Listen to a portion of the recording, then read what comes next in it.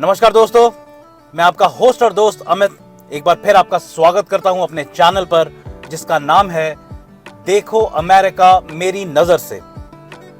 तो दोस्तों 19 मार्च सन 1824 को गवर्नर गिम्सन और चीफ फैक्टर जॉन मैकलॉगन एक रम की बोतल खोलते हैं और ये ऐलान करते हैं, mighty English lion has stretched its paws. जी हां दोस्तों, जिसका मतलब है माइटी इंग्लिश शेर ने अपना पंजा और आगे बढ़ा दिया है। और इसी के साथ इस चीज का ऐलान कर दिया जाता है कि पैसिफिक नॉर्थ वेस्ट, जो कि नॉर्थ अमेरिका का एक हिस्सा है, वो अब एक ब्रिटिश कॉलोनी बन गई है। जी दोस्तों, और यहीं पे शुरुआत होती है फोर्ट वैंकूवर की।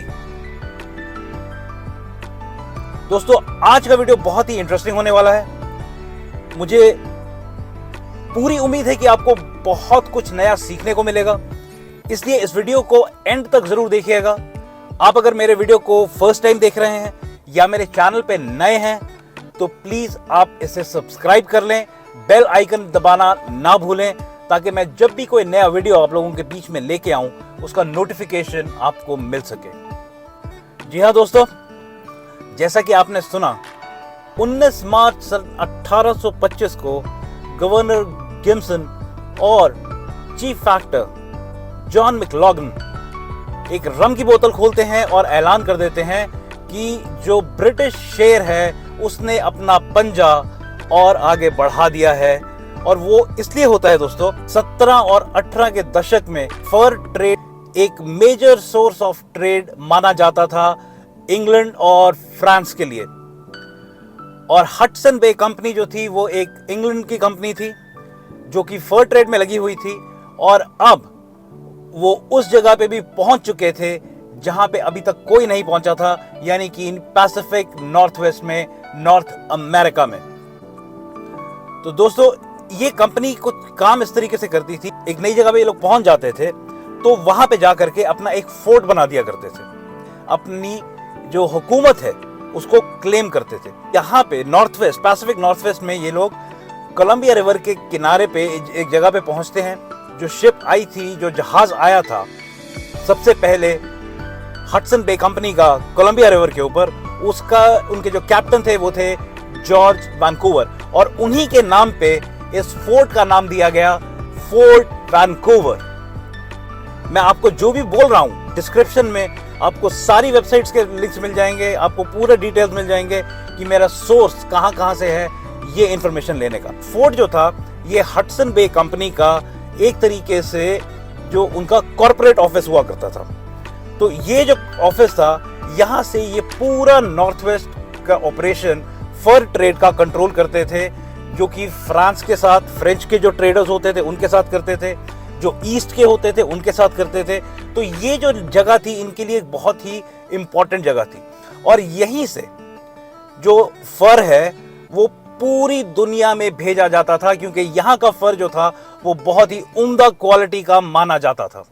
ये एक इतिहास रहा है अंग्रेजों का कि जब भी कोई अंग्रेजी ब्रिटिश कंपनी किसी भी नई जगह को जाके पहुंचती है तो ब्रिटिश सेना उसके पीछे पीछे पहुंच जाती है उनको बचाने के लिए, और उस जगह को वो अपनी कॉलोनी डिक्लेयर कर देती है। और वही चीज हुई पैसिफिक नॉर्थ अमेरिका के साथ भी, जब 19 मार्च 1825 को जॉर्ज वैंकूवर अपना जहाज लेके पहुंचते हैं कोलंबिया रिवर के जरिए एक जगह पे, और उस जगह को नाम दे दिया जाता है फोर्ट वैंकूवर, जो कि आज की डेट में वैंकूवर शहर के नाम से जाना जाता है। तो चलिए दोस्तों, अब मैं आपको दिखाता हूं एक झलक कि उस जमाने में जो सैलानी आते थे उनको इस फोर्ट में क्या मिलता था। तो दोस्तों अब हम हैं fort Vancouver national historic site में। ये वो जगह है जहां पे फोर्ट वैंकूवर की स्थापना की गई थी सन 1825 में, और सन 1866 में इस किले में आग लग जाती है और ये पूरा का पूरा तबाह हो जाता है। इसके 100 साल बाद यानी सन 1966 में नेशनल पार्क सर्विस निर्णय लेती है कि इस जगह का एक्सकेवेशन किया जाएगा और इस पार्क को दोबारा से बनाया जाएगा। दोस्तों अब हम हैं डेमोन्स्ट्रेशन गार्डन में, जहां पे आप देख सकते हैं कि दिखाया जा रहा है कि कल्टीवेशन यानी कि खेतीबाड़ी जो है वो की जाती थी। और आप देख सकते हैं यहाँ पे अलग अलग तरह के फूल सब्जियां उगाए जा रहे हैं और इन सब की देखरेख वॉलंटियर्स करते हैं। चलिए दोस्तों अब हम चलते हैं उस रेप्लिका में जिसको कि एक्सकवेशन करने के बाद में बनाया गया था। और आप यहाँ पे देख सकते हैं कि मैं टिकट काउंटर पे पहुंच चुका हूं। तो आप देख सकते हैं इस जगह को, इस साइट को मेंटेन करने के लिए, इसको देखने के लिए जो है यहाँ पे चार्ज किया जाता है। आप देख सकते हैं रेट्स लगे हुए हैं। अब जैसे इंडिविजुअल है, मतलब कोई आ रहा है तो अलग अलग रेट्स यहाँ पे लगे हुए हैं। तो चलिए अब हम अपनी टिकट लेते हैं और अल्पे card.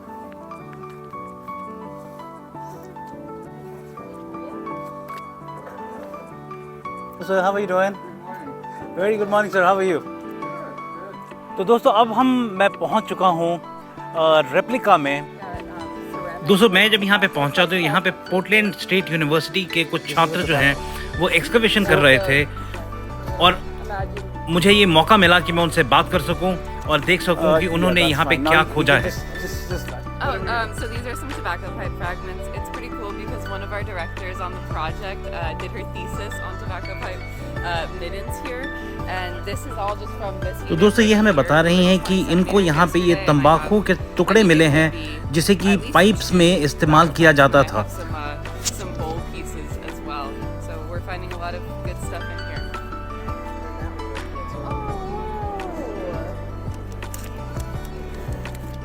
So we've got some cool ceramic pieces here. This one was hand painted. Most of the ceramics you see, it's a transfer print on there. And this is really pretty. So yeah, this is hand painted. Well, we usually see a transfer print. And this is just, maybe the bottom or ridge of a bowl. ये या तो China से और या फिर Britain से यहाँ पे लाए गए थे।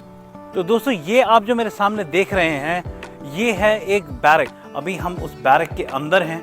ये वो जगह है जहाँ पे कैदियों को जंजीरों से बांध दिया जाता था। ये वो जगह है दोस्तों जहाँ पे हडसन बे कंपनी बतौर ऑफिस इस जगह का इस्तेमाल करती थी। इसे काउंटिंग हाउस कहा जाता था और ये इस कंपनी के ऑपरेशन सेंटर की तरह जो है वो काम में लाया जाता था इस बिल्डिंग को। ये सब दोस्तों जो है वो एक रेप्लिका है, एक नकल है। दोस्तों ये चीज़ें जो आप देख रहे हैं ये सारी एक्सकवेशन करके निकाली गई हैं और ये उस सदी की चीज़ें हैं। उस ज़माने में जो लोग शिप्स पे चला करते थे वो इसे इस्तेमाल किया करते थे अपने नेविगेशन के लिए, अपने रास्ते ढूंढने के लिए। जो सुथार हुआ करते थे वो इसमें काम किया करते थे। ये भी उसका एक रेप्लिका है। खास बात जो मेरे को यहाँ पे देखने को मिली है दोस्तों कि आप देख सकते हैं कि यहाँ पे जितना कंस्ट्रक्शन है इसमें कहीं भी किसी भी कील का इस्तेमाल नहीं किया गया है। कोई कील, कोई फेविकोल या कोई सोल्यूशन इसमें इस्तेमाल नहीं किया गया है। दोस्तों ये है तोपघर किले की सुरक्षाबंदी करने के लिए। मेरे को बताया गया है कि ये कैनन्स हैं, यहाँ पे बंदूकें हैं, तोपें हैं यहाँ पे जिनको कि रखा गया था पर इनका इस्तेमाल कभी भी नहीं किया गया। तो ये है उसका एंट्रेंस। इस जगह का नाम है द बैस्टियन। आप देख सकते हैं दोस्तों यहाँ से जो है वो नज़र रखी जाती थी पूरे शहर के ऊपर। यहाँ पे आप देख सकते हैं दोस्तों 6 तोपें 6 अलग दिशाओं में निशाना साधने के लिए तैयार रखी गई हैं। दोस्तों उम्मीद करता हूं कि अभी तक का वीडियो आपको पसंद आ रहा होगा। तो दोस्तों अब हम बढ़ रहे हैं फोर्ट वैंकूवर आर्कियोलॉजिकल लेबोरेटरी के अंदर। तो दोस्तों जैसा कि आप देख सकते हैं ये वो जगह है जहां पे जो एक्सकवेशंस यहाँ से निकली हैं उनका जो है एनालिसिस किया जाता है, उनके पूरे रिकॉर्ड्स मेंटेन किए जाते हैं। आप देख सकते हैं ये इधर, और आप ये भी देख सकते हैं, ये सब जो है ये आर्कियोलॉजिकल फाइंडिंग्स हैं जो इस साइट से बरामद हुई हैं।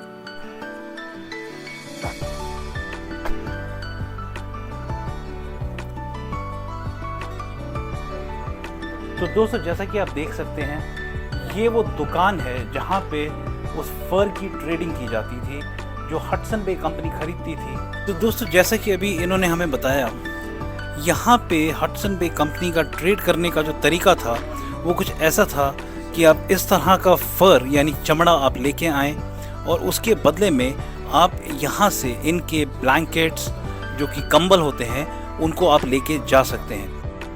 दोस्तों ये है हडसन कंपनी के द्वारा बनाया गया हॉस्पिटल का रेप्लिका, जहाँ पे उनके कर्मचारियों और सैलानियों का इलाज किया जाता था। ये आप देख सकते हैं दोस्तों, ये है वो वार्ड जहाँ पे बीमारों का इलाज किया जाता था।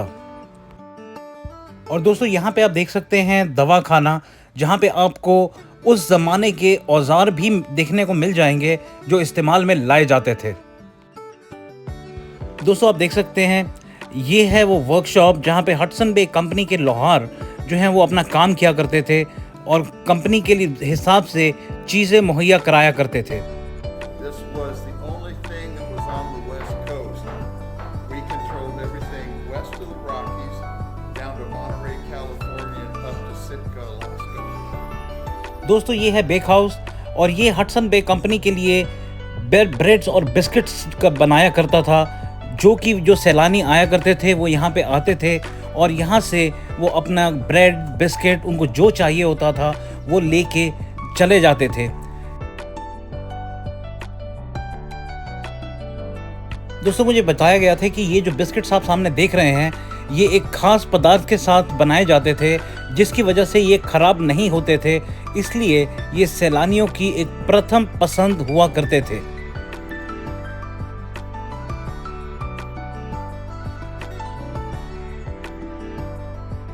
ये आप देख सकते हैं दोस्तों, ये है 1804 की तोप।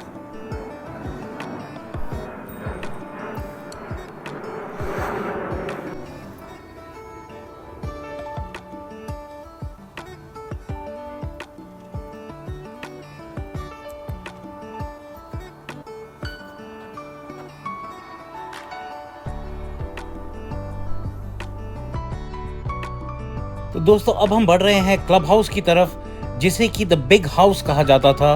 और ये जो जगह थी दोस्तों, ये रिक्रिएशन के लिए, मौज मस्ती करने के लिए ये जगह बनाई गई थी।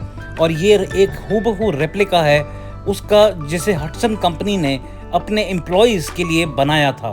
आप देख सकते हैं ये वो जगह है, एक बड़ा सा हॉल है जहाँ पे एक बड़ी सी मेज़ पड़ी हुई है, जहाँ पे लोग अपना खाना खाया करते थे, सब ऑफिसर्स और एम्प्लॉयज़ मिल करके।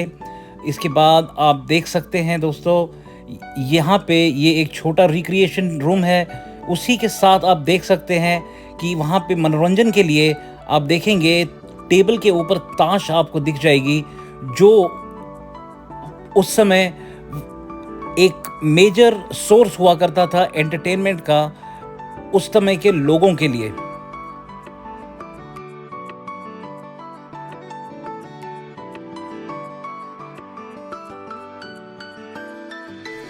आपने देख लिया होगा कि ये फोर्ट को बनाने के पीछे मकसद क्या था।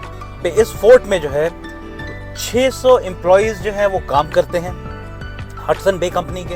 इनके 23 जहाज होते हैं और उनके जरिए ये पूरा ईस्ट और वेस्ट जो है वो फर ट्रेड में कंट्रोल करते हैं।